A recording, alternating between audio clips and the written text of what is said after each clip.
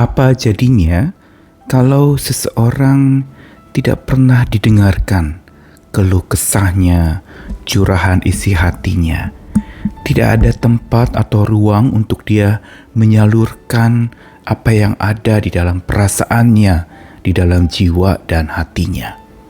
Tentu saja ini menjadi satu hal yang sangat berbahaya bila seseorang tidak memiliki ruang untuk berbicara, tidak menemukan telinga yang mau mendengarkan, dan dia bisa pendam sendiri, dia terluka sendiri, dan disinilah sebenarnya kesehatan mental seseorang terganggu.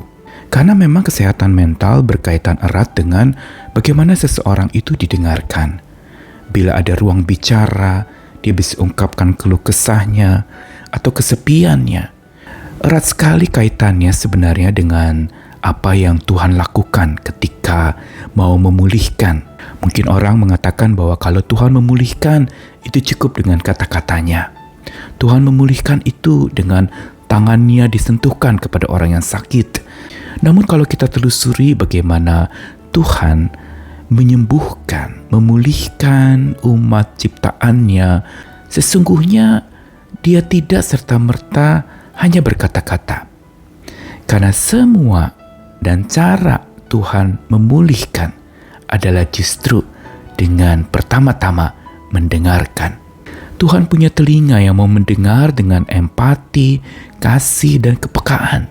Dan mendengarkan dengan kasih inilah yang menjadi sarana pemulihan, kesembuhan batin, dan pemulihan relasi. Telinga yang mendengar dengan penuh cinta, yang dapat menyembuhkan manusia, yang menderita, yang sengsara, yang sedang terus-menerus tenggelam di dalam sakit rohani maupun jasmaninya. Sesungguhnya pulihnya seseorang itu bukan karena banyaknya kata-kata yang dikenakan kepadanya untuk dia bisa menjadi pulih dan sembuh, tapi dia pulih karena didengarkan. Saya Nikolas Kurniawan menemani Dagi di dalam Sabda Tuhan. Hari ini dari Kejadian pasal 21 ayat yang ke-16 sampai ayat yang ke-21. Sedang ia duduk di situ, menangislah ia dengan suara nyaring. Allah mendengar suara anak itu. Lalu malaikat Allah berseru dari langit kepada Hagar. Katanya kepadanya, "Apakah yang kau susahkan, Hagar? Janganlah takut, sebab Allah telah mendengar suara anak itu dari tempat ia terbaring. Bangunlah, angkatlah anak itu, dan bimbinglah dia, sebab aku akan membuat dia menjadi bangsa yang besar." Lalu Allah membuka mata Hagar sehingga ia melihat sebuah sumur. Ia pergi mengisi kirbatnya dengan air, kemudian diberinya anak itu minum. Allah menyertai anak itu sehingga ia bertambah besar. Ia menetap di padang gurun dan menjadi seorang pemanah. Maka tinggallah ia di padang gurun Paran, dan ibunya mengambil seorang istri baginya dari tanah Mesir. Kisah yang tadi dibacakan memberitahukan kepada kita tentang bagaimana Allah yang mendengar.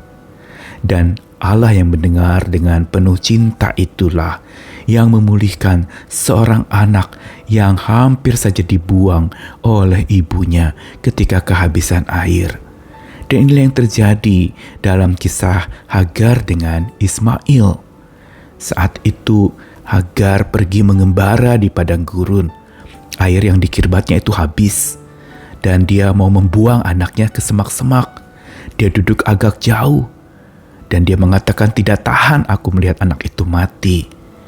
Dan saat itu Tuhan menyatakan diri lewat malaikatnya, berseru dari langit kepada Hagar. Katanya, "Apa yang kau susahkan, Hagar? Jangan takut." Apa yang dilakukan oleh Tuhan lewat malaikat Allah yang menampakkan diri kepada Hagar adalah cara dan pola penyembuhan yang sebenarnya Tuhan lakukan. Inilah metode penyembuhan ilahi yang sesungguhnya Tuhan kerjakan. Bukan mujizat dengan kata-kata yang keras, menegur dan mengusir penyakit. Bukan juga dengan sentuhan tangan yang dikenakan kepada orang yang sakit. Tapi justru dengan satu kata sederhana, yaitu mendengarkan. Tuhan mendengarkan. Dan kalau kita baca rangkaian bagaimana Tuhan menyembuhkan orang yang sakit, selalu diawali dengan mendengarkan. Menyembuhkan bangsa yang sedang ada dalam penindasan, Tuhan mendengarkan terlebih dahulu. Ini juga yang dilakukan oleh Tuhan Yesus ketika dia mau menyembuhkan orang-orang yang sakit. Dia mendengarkan. Bukankah kita ingat bagaimana Yesus kepada Bartimeus? Dia pun juga pernah menanyakan, apa yang kau kehendaki supaya aku perbuat bagimu? Di Markus 10 ayat 51. Sebelum menyembuhkan, Yesus mendengarkan. Inilah langkah awal dan pola serta metode penyembuhan ilahi yang Tuhan kerjakan, yaitu telinga penuh cinta dan empati yang mendengarkan orang yang sakit. Sampai di sini kita harusnya memahami bahwa alat penyembuhan yang paling manjur pula untuk kita bisa lakukan kepada sesama kita adalah telinga, bukan banyaknya kata-kata. Kitab suci tegas sekali menggambarkan bagaimana tokoh-tokoh yang dipulihkan oleh telinga Tuhan. Bukankah kita tahu ada Hana di 1 Samuel pasal 1? Imam Eli itu mendengarkan dan Tuhan mendengarkan doa Hana, serta Hana menjadi pulih dalam imannya. Ayub juga begitu. Pemulihannya dimulai ketika teman-temannya akhirnya diam dan mendengarkan dia, walaupun belakangan memang teman-temannya menegur dan menyakiti dia. Atau Daud dalam mazmurnya yang penuh jeritan kepada Allah, itu justru menjadi terapi bagi jiwa Daud. Dia berseru dan berteriak kepada Allah, dan Allah mendengarkan serta dia menjadi dipulihkan. Mendengar yang penuh kasih itu memulihkan. Dan dalam kisah Hagar dan Ismail jelas sekali bagaimana Tuhan bertindak dengan telinganya sebelum tangannya, sebelum kata-katanya. Dengan telinga yang penuh cinta, dia mendengarkan. Dengan sepenuh kasih dan hatinya, dia menjadi saluran pemulihan jiwa. Dan disinilah Tuhan memulihkan dengan cara mendengarkan. Karenanya hari ini kalau kita mungkin sempat mendengar seorang anak yang akhirnya melakukan tindakan kekerasan atau tindakan yang begitu mengerikan hanya karena satu alasan, tidak ada orang yang mau mendengarkan keluh kesahnya. Dia mungkin disingkirkan, tidak ada orang yang mau memperhatikan dia, tidak ada orang yang membuka telinganya untuk dia. Mungkin banyak orang membuka mulutnya mencaci maki, mengata-ngatai, menghina, menegur, memarahi. Tapi tidak ada telinga yang mendengarkan dia. Sehingga sakitlah hidupnya. Dan ini menjadi sesuatu yang begitu miris. Karena dalam diam seseorang, dia menjadi sakit.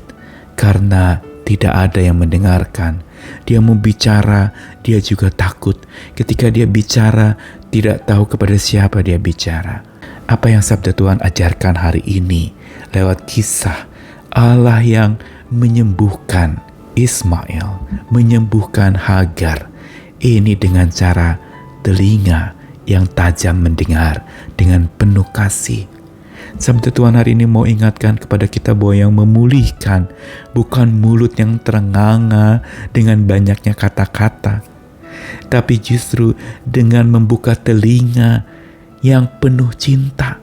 Karena itu marilah kita berani menunjukkan cinta kasih kita bukan dengan banyaknya kata-kata, tapi dengan telinga yang mendengarkan, telinga yang tajam memperhatikan. Diamlah sejenak dan dengarlah lebih bijak, supaya kita bisa mengerti apa yang menjadi pergumulan sesama kita. Sebagaimana Tuhan memulihkan manusia dengan cara mendengarkan, baiklah kita juga saling memulihkan dengan cara saling mendengarkan. Pulih karena didengarkan, pulih karena mendengarkan. Indera pendengaran kita menjadi obat yang bisa menenangkan, memenangkan, dan membuat seseorang menjadi pulih dari lukanya, dari sakitnya. Bila Tuhan memulihkan dengan mendengarkan, maka marilah kita saling memulihkan dengan saling mendengarkan. Diamlah sejenak dan dengarlah lebih bijak. Amin.